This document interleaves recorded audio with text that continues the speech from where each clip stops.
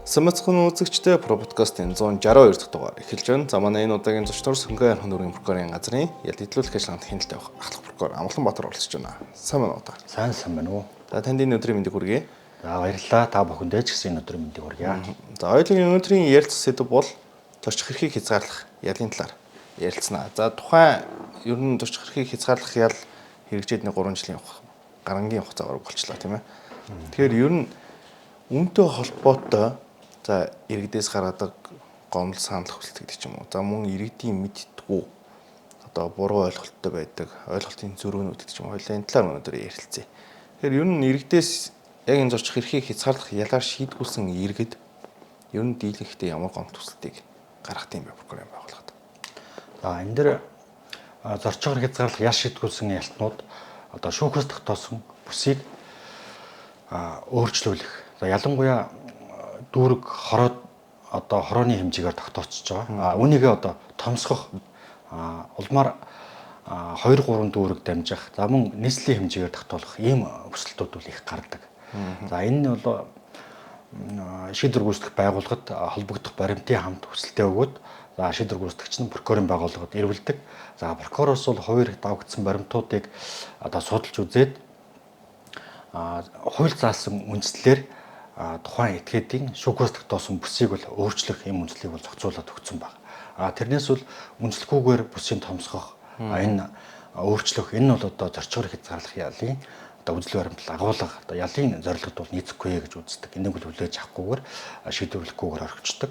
Цөөн тохиолдолд тухайлах юм бол оршин суугаа газар одоо өөрчлөгдөж байгаа шинээр хашаа байшин худалдаа авчдаг. Энэ шүүхээс тогтоосон бүсэд дотроо эмнэлгийн одоо тусламж үйлчилгээ авах одоо боломжгүй одоо өөр газар авах. За цаашлаад 3 дугаар шатлалын эмнэлэг гэдэг нарийн мэрэгжлийн эмчд үзүүлэх шаардлагатай. Гэх мэтчлэнгээр одоо шүүхээс тогтоосон бүсэд эмнэлгийн тусламж үйлчилгээ авах боломжгүй болох. За цаашлаад сорж хөдөлмөрлөх. За гэх мэтлэн энэ үндслүүдээр бол шүүхээс тогтоосон бүсийг бол өөрчлөж эрх буцах маршрутаар ингэж тогтоож өгч байгаа. Энэ гомдол хүслүүд бол дийлэнх гарч байна да.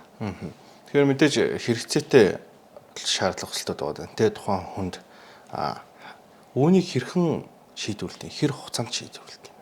За хугацааны хувьд бол тухайн одоо этгээд нь бүс өөрчлөх тухай хүсэлтээ шийдвэр гүйцэтгэгчтэй өгнө. Шийдвэр гүйцэтгэгч тэрийг хүлээж аваад холбогдох баримтуудыг шалгаж нэгтлээд тодруулаад үндэст бүхий саналаа прокурорт ирүүлнэ. За прокурор хүлээж аваад үнийг бол ажлын 5 хоногт л шийдвэрлэнэ. Хуулинд бол ингээд заагаад өгчихсөн байна. Тэгэхээр одоо нийтдээ ер нь одоо шийдвэр гүйцэтгэгч хүсэлтийг аваад шалгах хугацаа, за прокурор дээр байх хугацаа энэ нийт хугацаа нь хэдэн? Нийт хугацаа бол 10 хоног, 3 хоногийн дотор саналаа ирүүлнэ. Прокурорыг хүлээж аваад шийдвэрлэнэ. Тэгэхээр хамгийн цаатлын хугацаа бол 18 хоног болж байгаа. Энэ хугацаанд бол тухайн хүний хүсэлт бол бүрэн шийдвэрлэгдэж байна. Тэгэхээр 18 хоногийн хугацаанд бол шийдвэрлэчих юм байна. Тийм. За зарим яг 18 хоног гэж ер нь бас богино хугацаа биш шүү дээ, тийм ээ. Тэгэхээр зарим тохиолдлуудад нэгэн яаралтай одоо эмнэлгийн тусламж үйлчилгээ авах гэдэг ч юм уу. Нэгэн яаралтай өөр газар зорчих тохиолдлууд дэж хүний амьдрал баялаг цөөнгүү гардаг л байлгүй. Энэ тохиолдолд ер нь хэр түргэн шуурхай ажилт юм бэ? Ер нь бол зайлшгүй шаардлагатай хүндэтгүү үзэх шалтгаан за эмнэлгийн тусламж үйлчилгээ авах зайлшгүй шаардлага байна те. Хоёрдугаарт энэ бол ялцчгүй одоо эрүүл мэндийн тусламж үйлчилгээ авахгүй бол тэр хүний амьдрал тийм нөхцөл байдал үүсхийг одоо үүсгэж болохгүй те. Ийм тохиолдолд зүгээр яаралтай шийдвэрлэнэ. Хуулинд бол энийг бол зүгээр шүүхээс тогтоосон бүсээс эрх бүхий байгууллагын зөвшөөрлөлтөөр л гарна. Тэрнээс бол дуран мэдэн тэр хүн гарах эрхгүй байхгүй юу. Тэгэхээр энэ шийдвэрийг одоо гартал хүлээнэ гэсэн үг. Энэ дэр бол прокурорын байгууллага одоо шийдвэр гүйцэтгэх байгууллага бол маш хурдтай ажиллана. Дараагийн нэг асуудал бол ялтны ойр дотны хүмүүс, гэр бүлийн хүмүүс нас барчдаг те буйны ажилд нь явах ийм хэрэгтэй шаардлага бол үүсдэг. Энэ дэр бас үндэслэх бүхий саналаа гаргуулад ирдэг. Прокуророос мөн тухайн өдөрт нь шийдвэрлэж байна. Тэгээд тэрэн дээр бол хугацаа алдах юм бол байхгүй. Тийм ээ. Тэгвэл одоо заавал 18 хоног хүлээн. Тэгж одоо хүлээхгүйгээр нөхцөл байдлыг хараад шийдвэрлэж өдөрт нь шийдвэрлээд одоо энэ юуныхаа нөхцөл байдлыг хараад шуурхаал ажилдаг л да. Аль болох урд нь шуурхай ажиллана. Тэгэхгүй бол одоо тухайн үед хүн эрсдэлд орвол одоо яах вэ те? Энэ чинь бас нэг хариуцлагын асуудал байгаа учраас энэ дэр бол маш шуурхай хандаж ингэ шийдвэрлэдэг тухайн өсөлттэй. Тухайн ялыг эдэлж байгаа иргэдээс прокурорын байгууллагад ер нь гомдол гаргадаг юм уу? Одоо ялыг эдэлж байхтай холбоотой эсвэл энэ шүүхийн шийдвэр гүйцэтгэх байгууллагын үйл ажиллагаатай холбоотой. За эсвэл тэр захим гавын техник тоног төхөөрөмжтэй холбоотой гэдэг ч юм уу. Иймэрхүү гомдлуудыг юу н гаргадаг уу? Ер нь бол гомдлыг бол гомдол хүсэлтийг шийдвэр гүйцэтгэх ахлах шийдвэр гүйцэтгэх байгууллагууд бол ялтнууд тухайн этгээдүүд бол гаргаж байгаа. Прокурорын байгууллагад бол өнөөдрийн байдлаар зорчигрыг шийдгүүлсэн хүмүүсээс бол гомд гаргасан тохиолдол байхгүй. Шийдвэр гүйцэтгэгчийн үйл ажиллагаатай холбоотой энэ гомд гаргасан тохиолдол байхгүй байгаа. Энэ дэр бол зүгээр захим гав зориултын дагуу ашиглаагүй. Энэ захим гав ачлахтай холбоотой гомдол хүсэлтүүд бол цөөнгүй гардаг. Энэ дээр бол ямар гомдол байна вэ гэхээр хурдан цэнэгээ одоо дуусгадаг. Цэнэгээ барихгүй байдаг. За энэ цэнийг орохгүй байх. Зөнхлөн одоо энэ гомдлуудыг бол хүсэлтүүдийг бол шийдвэр гүйцэтгэх байгууллагад бол гаргадаг.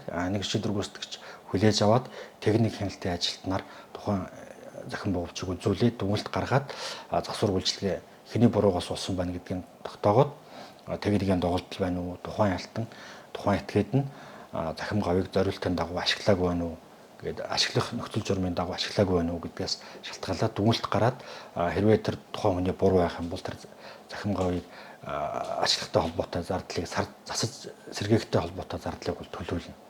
Ийм гомдлууд бол дийлэнх гардаг. За энэ цөөн тохиолдолд бол бүсийг одоо миний одоо шүүхээс сонгоны харахын дүүргийн хэмжээгээр тогтоочдөг. Гэтэл тухайн хүн шүүхийн шийдвэр одоо гарахаас өмнө тий хүчин төгөлдөр болохоос өмнө Баянзүрх дүүрэгт ингээд очичдаг ийм тохиолдлууд бас байна л да. Энэ дээр бол бас мөн уян хатан хандаж одоо хурдан шуурхай төр бусыг нь тогтоогоод прокурорын тогтоолоор тэр тухайн яг оршин сууж байгаа хаяг руу одоо шилжүүлдэг. Энэ ямар тохиолдол гараад байна гэхээр хэрэг бүртгэлд мөрдөн байцаалтын шатнд тухайн одоо хүн өөрийнхөө гэрээ хаягийг тухайн үед байсан төр оршин сууж байсан хаягаараа ингээ өгчдөг. Ингээ хэрэг шалгадаад цагдаагаас шалгадаад прокурор шилжээд прокурор шүүх рүү шилжүүлээд шүүхээр шийдвэр гараад тэр шийдвэр хүчин төгөлдөр болоод ингээд шийдвэр гүйцэтгэх байгууллагад төрлийн хугацаанд бол өнгөрч байгаа тийм ээ. Тий, эдлүүлэхээр ингээ очиход тодорхой хугацааны хэмжээ хугацаа өнгөрнө. Энэ хугацаанд тухайн хүний оршин суугыг нь өөрчлөгдчихдөг байхгүй юу? Тэгэхээр юу гэж хэлэх гээд байна вэ гэхээр энэ тухайн хүн маань биеийн байцаалтаа шүүхийн шатанд үнэн зөвөр өгж явах хэрэгтэй. Тэгээгүйгээс одоо тухайн үед өгж исэн одоо оршин суудаггүй газраар нь өөрчлөсөн байхад энийг шүүхийн шатнд мэдээг байгаа шүү дээ. Тэр юугаар нь бүсийн тогтоогоод ингээ явуулцдаг. Захим гавыг зүгээд тухайн бүсийн тогтоогоод өчгөлөөр тухайн хүн маань одоо бие биений сонгоны харахын дүүрэгт амьдрдаггүй. Энэ төр оршин сууж байсан, төрөөсийн хугацаа дууссан ч байдаг юм уу, эсвэл айлд байсан тэр хаягаа өгцөн. Одоо миний жинхэнэ амьдарч байгаа төр оршин сууж байгаа бүртгэлтэй хаяг бол Баянзүрх дүүрэгч гэдэг ч юм уу. Энэ байдал бол ийм тохиолдол бол нэлээд гардаг л да. Энэ тохиолдолд бол яг хав шийдвэр гүйцэтгэгч тухай прокурор танилцуулаад прокурор аль болох хурдан хугацаанд нь шийдвэрлэнэ. Тэгээ энэ дээр бол тэрийг 18 хоног байлгаал тэрийг чи хонох газар гэр оронгүй гэр нь байхгүй байх чи хаана хонолох вэ те. Энэ дээр бол маш уяатан хандаж аль болох хурдан богино хугацаанд шийдвэрлэж тэр эрхийг хангах тал дээр бол анхаарч ажиллаж байгаа. За тухайн дүүрэгтээ одоо ингээд чинь хаул дүүргээр хоёлоо төсөөлөд ирээ. За хаул дүүрэгт зорчих бүсээ хязгаарлуулсан иргэн одоо Баянгол дүүрэгт эмнэлгийн тусламж үйлчилгээг авах шаардлагууд ингээ үүсцээ л бас тодорхой урт хугацаанд. Энэ тохиолдолд одоо энэ яа хэрхэн энэ зорчих бүсийг томсох вэ? Том бас Баянгол дүүрэгт тэр чигтэн зорчих бүсийг томсгож өгөх үү? Эсвэл зөвхөн маршрутаар тогтоож өгдөг үү? За энэ тохиолдолд бол тухайн эмнэлэг хаана байгаа те яг тэр Баянзүрх дүүргийн аль хороондын аль хэсэгтний яг тэр эмнэлгийн байршин тогтоочоод за тухайн ялтнаас тодруулна тийм ээ. Тэр хаан үл дүүргээс Баянзүрхт байгаа Баянзүрх дүүргийн 26 дугаар хороонд байгаа тэр хавдар судлалын эмнэлэгч гэдэг юм уу ямар эмнэлэг байдгийг те тэр эмнэлэг хүрэхэд чи ямар маршрутаар явах вэ ямар замаар явах вэ гэдгийг асуучаад тэр ирж буцах чиглэлээр маршрутыг нь тогтооно. Тэрнээс бол хаан уул дүүргийн хэмжээгээр тогтоодсон бүсийг тэр прокурор дур мэдэж Баянзүрх дүүргийн одоо нутаг дэвсгэрийн хэмжээгээр тэр чигт нь тогтоох бол боломжгүй. Энэ чинь ялын одоо зорилго агуулга үйл баримталт бол нийцэхгүй байхгүй. Энэ чинь ялын зорилго бол алдагдчихж байгаа. Тэгэхээр тухайн яг тэр цэг эмнэлгийн тусламж үйлчилгээ авах гэдэг эмнэлгийн байршил энэс одоо ямар замаар явах вэ? Тэр замын бүсийг ингээд тогтоогол өгчнө. Тэр замаараа л явна. Тэр замаас өөр тийшээ гарахгүй. Тэгэх юм бол зөрчил тооцогдоод явчихдаг. Ийм юутай байгаа. Одоо хугацааны хувьд жишээ нь хугацааны хувьд бол тухайн ялтан байнгын эмчийн ялтанд байгаа бол тэр чиглэлээр нь одоо ингээд тогтоогод өгчин те ялаа эдэлж дуусан дуустал. Тэр чинь эмнэлгийн ялтанд одоо хавдрын тэр эмнэлэг дээр байнгын ялтанд байх тийм хүн байвал 1-2 удаа үзүүлээд ингээд орхих биш. Тэр чинь хязээч үзүүлж болно тийм ээ. Тэр эрхийг хангаад тэр зорчгоор хязгаарлах ялыг дуусан дуустал тэр чиглэлээр хүссэн үедээ тэр эмнэлэгт очиод эмнэлгийн тусламж үйлчлэгээ авах. Энэ боломж нь бол нээлттэй байгаа. Харин нэг удаа шинжилгээ өгөх ч гэдэг юм уу те нэг удаа үзүүлэх ч гэдэг юм уу ийм үзүүлэх одоо цааш нь одоо онц тодруулах ийм шаардлага мэрэгжлийн тэр хавдрын эмнэлэгт үзүүлэх ийм хэрэгцээ шаардлага үүссэн байх юм бол тухайн хүнээс нь асуугаад чиний ойчир дугаар хизээ ингээд тэр боломжит хугацаагаар нь те тогтоогод өгчин. Тэр өөрчлөх хугацааг бол 7-оос 30 хүртэл хоногоор ингээд тогтоогод өгчдөг байхгүй тэр өөрчлөн. Тэр хугацаанд эмнэлгийн тусламж үйлчилгээ энэ төр аваад хугацаанаас өмнө болчих юм бол тухайн хүн мэдэгдээд тэрийг буцаага бүсэд нь оруулаад ингээд шийдвэрлэж байна. За зорчих эрхийг хязгаарлах ялыг биелүүлэхгүй те. За эсвэл зөрчил гаргадаг ч юм уу. Иймэрхүү тохиолдолд хорих ялаар сольж байгаа. Яг ямар тохиолдлууд байна? За одоо зорчоор хязгаарлах ялаар шийтгүүлсэн хүмүүсийн одоо дийлэнх нь одоо шүүхээс тогтоосон бүсээсээ гараа явчихж байна. За хоёрдугаарт нь захим одоо бугуучных нь цэнэг нь дууслаа тийм ээ. Цэнэг дуусч байгаа тохиолдолд тухайн хүн бугуучаа цэнэглэхгүй байна. Эсвэл санаатаагаар унтрааж байна. Энэ тохиолдол одоо нийтлэг хамгийн их нийтлэг гарч байгаа зөрчлөл энэ хоёр зөрчил байна. Энэ хоёр зөрчлийг зөрчөөд 2 ба түүнээс дэш удаа зөрчиж юм бол шууд хорих ялаар солино. Шийдвэр гүйцэтгэгч эхний 1-2 зөрчил дээр нь сануулад дахин зөрчил гаргахаас урьдчилан сэргийлэх. За цаашлаад хорих ялаар солих одоо үндэслэл болно шүү гэдгийг тайлбарлаад ийм ярьцлага зохион байгуулдаг. Гэтэл тухайн хүн маань нөхцөл байдал одоо хорих ялаар солино гэдгийг мэдсэн хэрнээ ахаад 2 ба түүнээс дэш удаа зөрчил гаргацдаг. Энэ тохиолдол бол шууд хорих ялаар солино. Шүүх дээр очиод нөгөө хүмүүс маань юу гэдэг вэ гэхээр гин тухаарсан юм шиг. За одоо би жинхэнэ зөрчил гаргахгүй чадна гэд. Би энэ зорчих хэрэг зарлах ялаа өргөжлүүлээд идлээ. Би хоригдмааргүй байна гэсэн ийм болцол санал хэлээд байдаг байхгүй юу. Энэ бол нэгэнт л зорчгоор хязгаарлах ялыг ноцтой зөрчсөн зөрчил гаргацсан. Хууль зааснаар одоо хорих ялаар солих үндэслэл гарцал бол тэгэл шууд хорих ялаар солиол үлдсэн хоногийнх нь 1 хоногийг зорчгоор хорих ялыг 1 хоногоор тооцоол хорих ялаар солио явуулчих. Тэгэхээр яг анхны гаргасан зөрчилдөр бас биш юм биш үү те. Бас нэг тодорхой хэмжээнд 1-2 удаа сануулж ийж дараа дараагийн арга хэмжээг авдаг байна. Тий. Шууд нэг зөрчил дээр нь ялаар үл солихгүй. Тухайн үед анхааруулна. Шууд техникийн хяналтаас 24 цагаас дээш хугацаагаар зайлсхийсэн. Бичсэн хяналт техникийн хяналтаас 24 цагаас дээш хугацаагаар зайлсхийсэн бол шууд одоо хорих ялаар солих үндэслэл болдог. Энэ бол 1-2 гэхгүйгээр нэг удаагийн зөрчил дээр нь ялаар сольчихно. Эн чинь бол ялаас зайлсхийж байгаа нэг хэлбэр байхгүй юу. Тэгэхээр энэ бол ноцтой зөрчил тооцоол хорих ялаар солихоор тогтцоолсон байна. За би сонссон энийг шагналын оног гэж бас байдаг шүү байна. Тэгээ жишээ тухайлбал юу гэдгийг 2 жил зорчих хэрэг хязгаарлах одоо шийтгүүлсэн иргэн маань одоо бас наан хугацаанд дуустдаг ч юм уу те. Иймэрхүү байдлаар бас шийдвэрлэх боломж байдаг гэж би ойлгоцсон. Энэ талаар мэдээлэл өгч та. За тэгэхээр ял эдлэг нөхцөл журмыг зөрчөөгүй. За гэмт хэрэг зөрчил гаргаагүй тийм ээ. Одоо шүүхээс хүлээлгэсэн үүргийг биелүүлсэн хязгаарлалтыг одоо зөрчөөгүй. Энэ ялтнуудад бол сард одоо 3-5 хүртэл хоногийн шагналын хоног бол олгож байгаа. Энэ шагналын хоногийг олохдоо шийдвэр гүйцэтгэгч нь тухайн ялтны одоо ялаа биелүүлж байгаа байдал тэр гэмтрэг зөрчилд холбогдсон эсэх талаарх лавлгаа мэдээлэл шүүхээс хүлээлгэсэн үүргийг одоо биелүүлж байгаа байдал гэх мэт бүх юм нь харгалзаж үзээд тэр арга зүйн зөвлөлийн хурлаар оруулаад хэлэлцээд одоо 3-5 хүртэл хоногийн шагналын хоногийг бол олгож байгаа. Тухайн ялтан ял эдэлж байгаа хугацаанд замын хөдөлгөөний дүрм зөрчих ч юм уу нэг удаагийн зөрчил гаргасан тохиолдолд тэр онд бол шагналын хоног олгохгүй ингээд явчихж байгаа. Бас бусад төрлийн зөрчил гаргавал өөрөө тэр боломжийг хязгаарлаад байна тийм үү? Тий. Ял эдлэгч журам гэдэг шүүгээс хүлээлгэсэн үргээ биелүүлээгүй зөрчлийн тухай хуулиар хариуцлага хүлээсэн бол тэгэл шагналын хоног болох хүнслэг болчихж байгаа. Гэхдээ эсрэгээр энэ нь өөрөө одоо тухайн шүүхээс тогтоосон хугацааг нэмэх бас нөхцөл болохгүй шүү дээ. Нэмэх бол болохгүй. Шүүхээс тухайн хүнд бол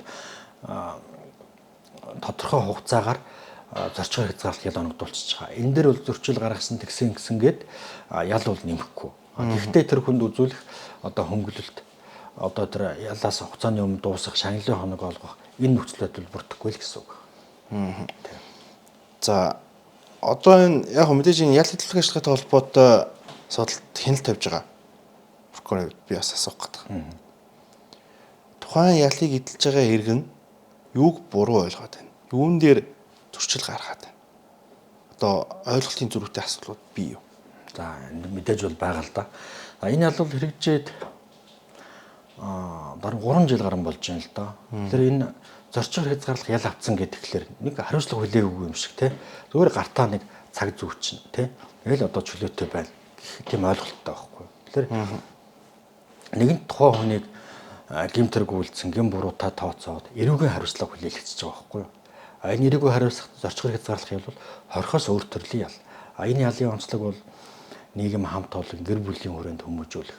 Тэгээд гэмтэргийн улмаас учруулсан хохирлоо арилгуулах гэх те. Энэ ялын үр нөлөө бол их шүү дээ. Энэ одоо боломжийг хангаад сухарлахгүйгээр тодорхой шүүхээс тогтоосон чиглэлдэл зорчих те. Энэ хязгаарлалтайгаа төгсөж байгаа. Тэгэхээр энэ хүн маань тэрийг ойлгохгүй одоо хууль эрх зүйн мэдлэг тутамгаас болоод тэр бүсээсээ одоо гараа явчихдаг. За энэ өөрөө захим одоо бугуувчныг хэвийн ажиллагаа хангах үүрэгтэй хүн маань захим говаа зариудаар цэнэглэхгүй байх тий эвдэх ийм тохиолдол гаргадаг. За энэний үр дагавар нь ямар вэ гэдгийг ойлгодог байхгүй юу? Нэг удаа гаргачдаг сануулдаг 20 халаар солиушуугаа хэлээд тахт дахиад 2 дахь гаргаад идэх байхгүй юу? Дахиад сануулаад тахт дахиад 3 дахь гаргаад. Тэр энэ ялын үр нөлөөг ерөөсөй ойлгохгүй. Хизээ ойлгодог вэ гэхээр шүүхтэр зохиод шүүхтэр очиод ялын солихгоо санал хэлээд яхахлаар би одоо зорчгоор хязгаарлах ялаар өргөжлөж идлээ. Би одоо эн чинь ийм одоо 20 халаар солиулмааргүй байна гэд яг тэр шүүхийн шатанд л ойлгож байна. Одоо нөгөө 20 ял хоригдно гэдгийг ял гэж ойлгоод байна шүү дээ тий. Тэгэхээр одоо тэрийг бол ял биш гэ те дураараа байх одоо ингэж ер нь хүмүүсийн ойлголт бол тэр хууль эрх зүйн мэдлэг ойлголт муугаас л ийм үр дагавар үүсээд байгаа. За захим гав зөвчлээ. Одоо үүнд мэдээж захимаар бас хяналт тавьдаг байлгүй юу? Одоо захим хяналтын төв ажиллаж байгаа бах тий. Тэгэхээр энэ захим хяналтын төв хэрхэн ажиллаж байгаа? 24 цагийн хяналтаа тавиад ажиллаж юм. Одоо жишээ нь ер нь энэ зөрчил гарлаа гэдгийг хэрхэн мэддэг? Үүнийг нь буцаагаад хэрхэн одоо нөгөө иргэндээ мэдэгддэг тий. Энэ процесс ажиллагаа бас мэдээж явж байгаа байна. Талаар мэдээлэх шүү дээ. Тэгэхээр хяналт тавьж байгаа хавцдаа анхааруулах дохой мессежийг бол илгээнэ. Тухайлх юм бол шүүхээс тогтоосон бүсэд одоо 200 м ойртлоо гэх те. Бүсэд ойртлоо гэд тухайн хүний сэрэмжлүүлээд шүү дээ. Зөрчил гаргахаас нь сэргийлж байгаа. Тийм анхааруулах дохой бол илгээдэг. Мөн захин бугуучных нь цэник дууслаа гэсэн анхааруулах дохойг илгээдэг. Тэгэхээр тэр жижигргөө өгөөд мессеж чинь жижигргөө өгж ирнэ л те. Тэр тухайн хүн хараад мессежийг нь уншиж танилцаад одоо би бүсийн ялгаарт ойртсон байна гэж буцаа бүсдээ орох. Тийм боломж тухай бүр нөгч ажилтдаг. Тэр цаган дээр нэрээд байна уу? Тий, цаган дээр нэрж байгаа. Тэгэхээр шийдвэр одоо бүсээс гараа явчлаа, захин бугуучийг унтраачлаа. Энэ тохиолдолд бол шийдвэр гүйцэтгэгч одоо давхар мэдэгдэнэ, анхааруулах дохойг илгээн шийдвэр гүйцэтгэгчд мэдэгдэнэ, тухайн хүнд нь мэдэгдэнэ, зөрчил гаргаад байгаа хүн. Тэгэхээр энийг шийдвэр гүйцэтгэгчд бичлэн шалгаад шалтгаан нөхцөлийг нь тодруулдаг байхгүй юу? Ингээд ярилцлагын тухай үнэтэй. Ахаад зөрчил гаргах юм бол одоо ийм үр дагавар үүснэ шүү, 20 халаар солино шүү. Дахин зөрчил одоо бити гаргаарай гэдээ анхааруулад урьдчилан сэргийлэх ярилцлага хийгээд тэмдэглүүлдэл явж. Би ингэж ойлголоо. Тогтоосон бүс рүү ойртонгууд ойртлоо гэдэг одоо мессеж ирэх нь шүү дээ. Тий. Тэгэхээр ер нь бол энэ зөрчил гарахаас одоо таны аль түрүүний яриад байгаа нийтлэг гэдэг байгаа шүү дээ. Зөрчил бүсээс гараа явчихдаг. Одоо эсвэл нөө цэн дуус ондарчдаг гэдэг. Ингээд энэ мэдээллүүд нь наан нэрээд уул энэ яг зөрчлийг гаргахгүй байх урьдчилан сэргийлэхийн уулын ажлууд нь хийгдээд байгаа юм тийм хийгдэж байгаа. Тий. Тэгэхээр таашаа гаргаж байгаа үйлс маань өөрөө тухайн иргэдийн санаатай л үйлдэлүүд болоод байх шиг байна тий. тий. Урсан сэргийлэх анхааруулах дохио мессежийг илгээчихэж байгаа. Тэр хүн энэ зөрчлөө гаргаад байна. Энэ чинь бол одоо санаатай хэлбэр болж байгаа юм л да. Ял идэлэг нөхцөл журмыг зөрчөөд чи болохгүй шүү, тэгж шүү гэдээ анхааруулаад тахад тэрийг нь зөрчөөд тэр анхааруулгыг хүлээж авахгүйгээр цааш нь үргэлжлүүлээд үйлдэлээр үргэлжлүүлээд одоо процесс гараа явуулчих байна. Энэ бол санаатай л үйлдэл. За ирээдүйс гаргадаг бас нэг нийтлэг ч юм уу эсвэл одоо цөөхөн тохиолдол ч юм уу энийг хэлж мэдэхгүй. Гомдол байгаад байдаг. Шүүхээс тогтоосон бүсийг багасгаж одоо энэ цахим мэдээллийн санд одоо оруулдаг. За тэгээд нөгөөх нь одоо уул нь яг шүүхээс тогтоосон бүсээсээ гараагүй хахад гарцсан байдлаар ингэ яваад байдаг ч гэдэг юм уу. Ийм хүү гомдлуудаас гараад идэв шиг. Тэгэхээр үүн дээр одоо яг прокурор хэрхэн хяналтаар ажиллаж байна. Ер нь энийг хэрхэн бүртгэдیں, яаж одоо оруулдیں те шүүхийн дээр тогтоосон бүсийг. Тэгэхээр шүүхийн шийдвэр хүчин төгөлдөр болоод шийдвэр гүйцэтгэх байгууллага дээр ингээд хүрээд ирдэг. Энийг ахлах шийдвэр гүйцэтгэгч нь хүлээж аваад тухайн хүний одоо шүүхээс тогтоосон хэмжээгээр зорчих бүсийг нь програм дээр нь захим хяналтын програм дээр ингээд суулгачдаг. Энэ дээр бол манай хороо гэдэг энэ зэсийг одоо ашиглаад тэр дүүргийнх нь хэмжээгээр ингээд сонгоод хороог ингээд зураад өгдөг. Тэгэхээр програмд одоо шүүхээс тогтоосон хэмжээгээр хороогоор нь дүүргээр нь тогтоогоод ингээд өгчдөг. Өмнө нь болохоор энэ боловсронгуй болоогүй байхдаа шүүхээс тогтоосон бүсийг ихсгсэн, томсгож зурсан, багасгаж зурсан юм тохиолдол байсан. Энийг одоо манай прокурорын байгууллагаас 2023 онд ингээд шүүхийн шийдвэр гүйцэтгэх байгууллага дээр шалгаад энэ зөрчлөөг бол илрүүлээд нэлээдгүй одоо ялтны эрхийг нь сэргээсэн баг. Шүүхээс тогтоосон бүсийг зөв зурулсан. Энэ дээр бол тухайн одоо ялтны эрхийг нь хангаж ажилласан ийм үр дүнтэй ажил болсон. Энэ зөрчлийг бол тухайн үед нь засуулаад одоо хахад энэ зөрчил бол гарахгүй, давтагдан одоо гараагүй байгаа. Энийг бол прокурор шийдвэр гүйцэтгэх байгууллагын үйл ажиллагаа тухайлбал орхиос өөр төрлийн ял хөдлөх ажиллагаатай тогтмол танилцдаг. Тухайлх нь бол 2 сардаа нэг удаа танилцаа явуулдаг. Тэгэхдээ одоо энэ зөрчил илэрж гин үгүй юу? Одоо юу нь болж гин болохгүй байна гэдэг шийдвэр гүйцэтгэгчийн үйл ажиллагаа нь болж гин үү? Хууль тогтоомж заасан чиг үүргийн дагуу үйл ажиллагаагаа явуулж гин үү? Тухайн одоо этгээдийн орхиос өөр төрлийн ял шийдвэрсэн хүмүүсийн эрхийг нь зөрчиж гин үү гэдэг байдал дээр нь одоо хяналт тавиад зөрчил илэрх юм бол шаардлага зөрчил арилгуулах албан бичиг бичээд тухайн хүний эрхийг нь одоо хангаж ажилтдаг юм байна. Альтрон таны ярианд дурддагчээс гомдол устд гарахдаа шийдвэр гүйцэтгэжтэй гаргадаг тийм. Тэгээд шийдвэр гүйцэтгэжээр ингээд тэнцээр байгаа прокурор санал ярьдаг. Тухайн ялыг эдэлж байгаа иргэн өөрөө прокурортой ер нь биечлэн уулзах гомдол устд гарах эрх байд юм. Боломжтой бол боломжтой. Тухайн одоо хүн юм чинь өөрөө хууль зааснаар бол гомдол хүсэл гаргах өөрийнхөө одоо зөрчигдсөн эрхийг хамгаалуулах хүн эрхтэй байхгүй юу? Энэ дээр прокурор бол уулзахгүй гэдэг юм байхгүй. Тэр хүний одоо гомдол хүслийг хүлээж авна, юу хүсэж байна? Юу нь болохгүй аа? Юунд нь гомдоод байгаа юм те? Тэр бүгдийг сонсож хүлээж авч тэр хүний одоо болохгүй байгаа зүйлийг одоо зас залруулах эрхийг хангах талаар бол анхаарч ажиллана. Шаардлагатай бол бичлэн уулзаад тайлбар тэмдэглэл аваад болж бүтэхгүй байгаа юм тодруулаад ингээд шийдвэрээ гаргаад ажиллаад явна. Тэр бол бүрэн боломжтой. Альтрон таны ярианд дурдсан одоо хоног хэсэг тий шагналын хоног гэдэг шиг байна тий. Тэгэхээр нэг сардаа 3-5 хоног хасаад байна. За тэгэхээр яг ерөнхийдөө нэг 5 сарын хугацаатай зорчих эрхийг хязгаарлуулах яа шийдгүүлсэн хүн бай гэж бодъё. Тухайн маань ямар нэгэн туршилт гаргаагүй таны шагналын хоног асуулцдаг. Үүнийг нь одоо тухайлбал юу гэдгийг шийдвэр гүйцэтгэгч гэдэг юм уу буруу бодцдог, буруу тооцоолцдог. Эсвэл нэг ойлголтын зөрүүтэй байдаг гэдэг ч юм уу. Нэг иймэрхүү тохиолдлууд бодвол гардаг л хэлэв. Тэгэхээр үүн дээр ер нь прокурор бас хяналтыг тогтмол тавьж гин үү? Ер нь яг сар болгон үүнтэйгээ танилцж явд юм уу? Эсвэл улиралдаа гэдэг ч юм уу? Ер нь хэрэг хяналттай тавьд юм. Тэгээ за прокурор одоо хорхоос өөр төрлийн ял за хорих ял хэдүүлэх ажиллагаанд хяналт авах чиг үүргийнхаа хүрээнд тухайн одоо шийдвэр гүйцэтгэх байгууллагын даргын тушаалыг бол хянана. Энэ дэр сар бүр шагналын хоног олгосон тушаалыг хянаад энэ тушаалд олгогдсон одоо хүмүүсийн нэрс 10 ч вэ 20 ч вэ те тэр бүх одоо хувиргийг хянаад энэ шагналын хоног үнэлэлтэй байна уугүй юу гэдгийг одоо хянчиж байгаа.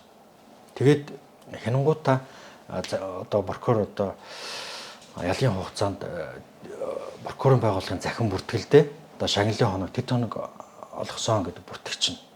Тэгээд ялын хоног бол 100 гараад ирнэ. Энэ дээрээс ялын одоо хугацаанд дуусж байгаа хугацаанд дууссан тийм юм байх юм бол шийдвэр гүйцэтгэх байгууллагатай мэдэгдээд одоо энэ өмнө хугацаанд дуусч байна. Толботой гарах хэмжээг аваа. Ялын дуусгаад хувийн эргээ ирүүлээ гэдэг ийм чиглэл өгöd явна. Шийдвэр гүйцэтгэх байгууллагаас ч гэсэн одоо шагналын хоног олгочоод энийг бүртгэлтэй бүртгээд одоо 20 халын хугацаанаас нь одоо хасаад ингэ явна. Энийг бол шагналын хоног олгочоод хууль заасан хугацаанаас илүү хугацаагаар ял эдлүүлж зөрчил гаргасан ийм тохиолдол байхгүй. Тэгээ энэ тохиолдол гарахгүй л да. Ягаад гэвэл ялын хугацаан дээр манай байгууллагын захин бүртгэлч өөрөө хугацаа эзэд дуусах уу гэдгийг шагналын хоногийн бүртгэгчлэр за энэ хүний хугацаа нь тэд хоногийн дотор тэдэн сарын тэдний өдөр дуусна гэд дуусгахаас өмнө одоо эн чинь дуусах болж шүү гэд анхааруулах юу гэрэл асаад ирдэг. Энийг бол прокурор хяналтын үйл ажиллагаанд ашиглаад шийдвэр гүйцэтгэх байгууллагадаа өөрөө чиглэлээ өгөөд хяналтаа тавиад явж. Тэгвэл энэ прокурор зүүн дээр бол өдөр тутамдаа хяналт тавьж ажиллаж байгаа гэсэн үг юм байна шүү дээ. Тийм ер нь өдөр тутамдаа хяналт тавина. Тэр шагналын хоног олгосон тушаалыг тухай бүрд нь хянана. Сар бүр хянаад явчихж байгаа. Тэгэхээр энэ дээр зөрчил гарахгүй үнэлэхгүй шагналын хоног олгосон байх юм бол хүчингүй болгоод ингээд зөвтгөө явчихна. Прокурор тогтоолоор. Шагналын хоног олохгүй яваад байгаа юм байна. Чинь яг зөв зөрчил гаргаагүй юм дээр олох ёстой байсан юм дээр олохгүй гэдэг ч юм. Тэгээ энэ дээр шагналын хоног бол олгож болно гэж заасан байгаа тий. Тухайн хүн дөнгөж зорчгоор хязгаарлах ялыг дөнгөж эхлээд тий сар болоогүй байж захта одоо шагналын хоног авъя гэдэг ч юм. Тэр сардаа нэг удаа хилцэх учраас тэр юунд орохгүй байвал юу яана л да. Олохгүй байж болно тийм. 2 дахь сараасаа бол олгоно. Тэр чинь нэгэнт арга зүйн зөвлөлөөр хилцүүлж байгаа юм чинь зөрчил гаргаагүй хүмүүсийн судалгаа гаргаад арга зүйн зөвлөлөөр орлоор хилцүүлж байгаа байхгүй юу. Энэ дээр бол бүгдийг хамруулаад одоо хууль заасан үргээ хэрэгжүүлээл эн чинь одоо нэг ёсондоо зорчгоор хязгаарлах ялын өрнөлөө энийг одоо шүүхээс хүлээлгэсэн үүргийг зөрчихгүй байх юм бол чи хугацаанаас өмнө дуусан шүү гэдээ бас нэг энэ ялыг өрнөлөө дээшлүүлэх бас нэг арга хэлбэр байхгүй юу. Тухайн хүн зөрчил гаргахгүй шүүхээс тогтоосон үүрэг хязгаарлалтыг зөрчихгүй үүргээ биелүүлээд их юм бол хугацаанаас өмнө ялаас нь дуусгаруулгал явуулчихна. За хоёулаа алт руу захим одоо мэдээллийн төв дээр те энэ зөрчил илэрж байгаа талаар ингээд мэдчихэж байгаа талаар ярьсан. За ер нь яг мэдээж техник өөрөө зарим юмудаар доголдолтой байдаг гэж магадгүй үгүйсэхгүй. Тэгэхээр одоо нөгөө тухайн иргэн маань өөрөө зөрчил гаргаад нөгөө эсвэл зүгээр техникийн доголдолоос болоод энэ зөрчлүүд үүсээд байна уу гэдэг те.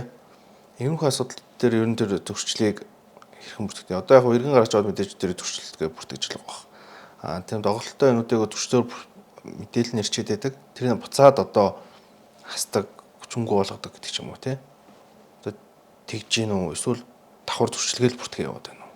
За энэ дэр анхааруулах тохиол илгээгддэг байхгүй юу? Эхний ээлжинд бол анхааруулах тохиол илгээгдэнэ. Дараагийн тохиолдолд одоо зөрчил гаргачлаа гэд тухайн хүнд нь илгээгдэнэ. Шийдвэр гүйцэтгэгчнийг шалгана. Бичиж шалгаад одоо зөрчил байна уу үгүй юу гэдгийг тогтооно. Тэгэнгүүтээ одоо тэр захим хяналтын системдээ бүртгэж энэ зөрчил биш байна тий. Тэгэргийн тоглолт байхыг бол үүсэхгүй л дээ. Одоо энэ хэрэгжээд удаагүй байгаа алдаа оноотой зүйл байхыг бол үүсэхгүй. Гэхдээ одоо энэ зөрчлийн дарагдуулаад ингээд тухайн хүнийг одоо ял завшуулаад гэх юм бол боломж бол байхгүй. Прокурорс нэг бол тухайн бүрний хянаад тэр зөрчил байна уу үгүй юу гэдэгтэй анхааруулах тохиолдол нь ороод танилцаад энэ чинь зөрчил гаргасан байна уугүй юу чинь зөрчил гаргацсан байвал энийг шалгаад шалтгаан нөхцөлийн тогтоо гэсэн ураг чиглэлээ 2 сар тутамдаа үгүй явуулж байгаа учраас энэ бол боломж бол байхгүй. Үүн дээр шийдвэр гүйцэтгэгч өөрөө бичлээд ажиллаж тийм биш тийм ээ. Өөрөө ажиллаад зөрчил мөн байна биш байна гэдгийг шийдвэр гүйцэтгэгч тэр програмдаа бүртгэл оруулчихна мэдээлэл. Тэгэл дараагийнхаа арга хэмжээг аваа явуулчихна. Урьдчилан сануулгах ярилцлага хийн, зөрчлийн тэмдэглүүлэлтэд сануулна. Дараа дахин зөрчил гаргах юм бол 20 холоор солих гэсэн юм ур дагаврын тайлбарлал явуулж байгаа. За захим гавыг хэрэглэхтэй холбоотой. Ер нь иргэдэд анхааруулж хэлэх зүйл юу вэ? За захин боговчийг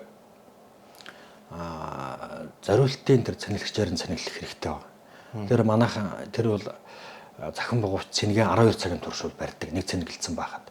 Нөөц цэнэг хураагч гэдэг нь бас 2 цагийн хугацаагаар цэнэглэдэг юм байл. Тэр энэ 2 цаг гэдэг хүмүүс ч аль болох хурдан цэнэглэх гээд тэр өндөр ампертай юугаар цэнэглэгчээр залгаад цэнэглэлцдэг.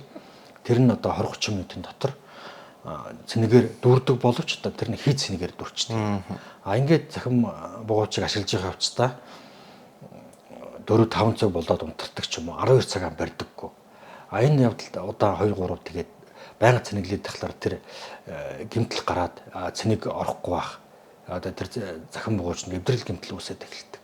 Тэгээ энэ болохоор нөгөө тухайн захин богоовчийг ашиглаж байгаа хүний одоо буруу ашиглалтын тэр буруугаас болоод тэр захин богоовчны тэр эвдрэл гэмтлийг төлөх юм үр дагавар үүсээд байгаа. Тэгэхээр зориултын цэнэглэгчээр цэнэглэх одоо тэр техникийн зааварчилгааг мөрдөж ажиллах шаардлагатай байгаа. Тэгхгүйгээс болоод өөрөө бас хохирол төлбөрт орох богоовч нутраад ял эдлийн нөхцөл журмыг зөрчих ийм зөрчил болчиход байгаагаас анхаарах хэрэгтэй. За. Хоёулаа өнөөдрийнхээ ярилцлагыг одоо ингээ өндөрлөе. Тэгэхээр наанаас би танаас нэг юм иргэд нэгэн яралтай одоо ингээ төрч бүсээсээ гарах хэрэгтэй шаардлага гарч илаа. Тэгэхээр үүн дээр шүүхийн шийдвэр гүйцэтгэх байгууллага, прокурорын байгууллага түүхэн шуурхай шийдвэрлээд өгчт юм байна гэж ойлголоо. Нэгт. Хоёрт за 2-3 удаагийн зөрчил дээр одоо сануулад сүлдө болохгүй бол 20 хэлээр солилдог юм байна гэж нэг ойлголоо.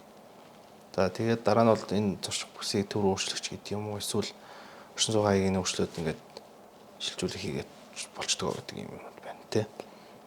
Тэгэхээр одоо яг иргэд тухайн ялыг эдэлж байгаа иргэд өөрсдөө зарим зүйлсийг мэдэхгүйгээсээ болоод энэ зөрчилдөөнүүдийг гаргаж байгаа ч үгүйсэхгүй зарим саантай байхыг үгүйсэхгүй.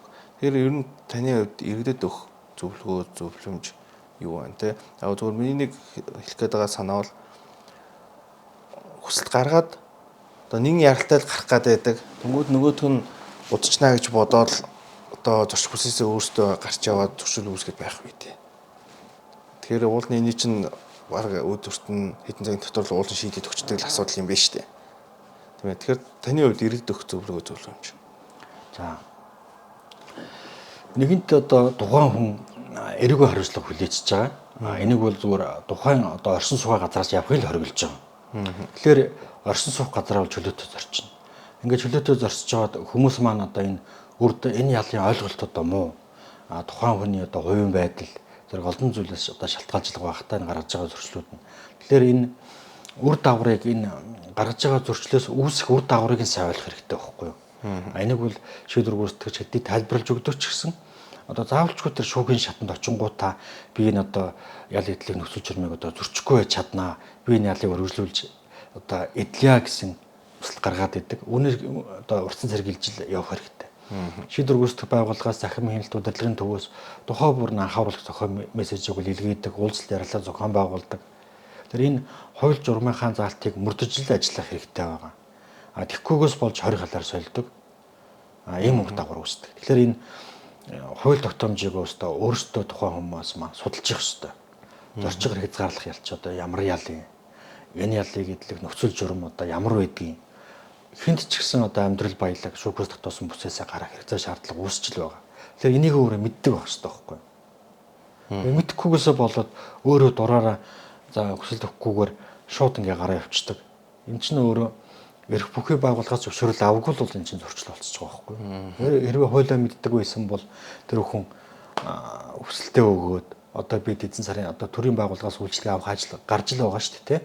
Тэр тэтгэмж авах одоо өөр юу гэдгийг бичиг баримт өөрчлөх гэх тэ шүүгээс тогтоосон бүсээс гараад төрийн байгууллагын тусламж үйлчлэгээ одоо энэ янз бүрийн тохиолдол гаралт. Тэгэхээр энэ дэр ялтан урьдчил бичгээр хүсэлтээ өгөөл ингээд шийдвүлэл явчих юм бол эн чинь заавалчгүй ясалдах энэ шаардлага байхгүй юу? Энийг л сайн ойлгох хэрэгтэй байгаа. Хуулиа судлах хэрэгтэй. Тэгээ энийг л одоо хэлье да. Цахим гав зүүгээд эхэллээ. Тэжний шүүхэн шийдвэр гүйцэтгэгч нь зүйл хэлэгддэг байлгүй. Ер нь энэ та ийм эрхтэй шүү, ийм үүрэгтэй шүү. За ийм тохиолдолд гарвал та энд хандаарай. тэнд хандаарай, гомдол санал хүсэлтээ өгөөрэй гэдэг зүйлийг ер нь наан тайлбарлаж өгч байна. Мэдээж өгөлгүй яах вэ? Ахлах шийдвэр гүйцэтгэгч эргэн шийдвэр гүйцэтгэх ажиллагаа үүсгээд тухайн хүн захим гавийг одоо зүүгээд өгчөж байгаа тийм зүүж байгаа. Тэгэхээр захим гавийг зүүж өгөхдөө техникийн зааварчилгааг нь өгнө. За алтны одоо эрх үүргийг нь тайлбарлана. Зорчоор хязгаарлах ял хөдлөх нөхцөл журмыг тайлбарлаж өгнө. Тэгээд энэ хууль тогтоомжийг хэрэгжүүлж ажиллах талаар тухайн хүнээс баталгаа гаргуулж авна.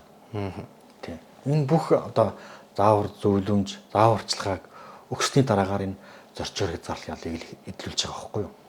Тухайн хүн тухайн үедээ одоо ингээд зааварчилгааг авсан хэрнээ одоо ахаа зөрчөөд эхэлдэг. Энэ нь болохоор энэ тухайн хуулийг ахиж судлахгүй байгаатай л холбоотой. Тэгвэл бас огт мэдхгүй юм дээр ингээд яваад байгаа ч бас зүйл биш юм байна тийм. Тухайн үед бол хууль заасан эрх үүргээр нь хангаад явж байгаа. Эрхийн тайлбарлаад үүргийг нь бас ойлгуулад ингээд явж байгаа. За маань өнөөдрийн подкастт оролцож мэдээлэл өгсөн танд баярлалаа. За баярлалаа. Та бүхэн ярилцсан амжилт хүсье. Про подкастын 162 дугаар та бүхэнд хүрэлээ. Про подкасттай холбоотой санал хүсэлтээ та бүхэн Улсын ерөнхий прокурорын газрын олон нийтийн харилцаалтанд ирүүлээрэй.